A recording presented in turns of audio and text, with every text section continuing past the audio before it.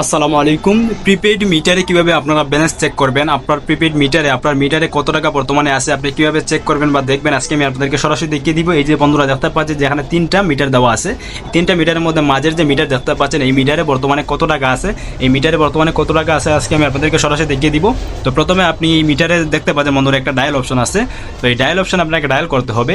তো কি ডায়াল করতে হবে, এখানে ডায়াল করবেন যে আপনার 801 মানে 801।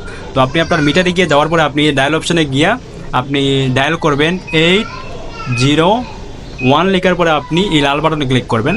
এই যে বন্ধুরা দেখতে পাচ্ছেন যে 801 লেখার পরে আপনি লাল বাটনে ডায়াল করার পরে যে দেখতে পাচ্ছেন 143 টাকা আছে। তো প্রথমে কী করবেন, আপনি আপনার মিটার দেওয়ার পরে আপনি 801 লিখে আপনি লাল বাটনে ক্লিক করবেন। তারপর বন্ধুরা দেখতে পাচ্ছেন যেখানে 143 টাকা কিন্তু ছিল।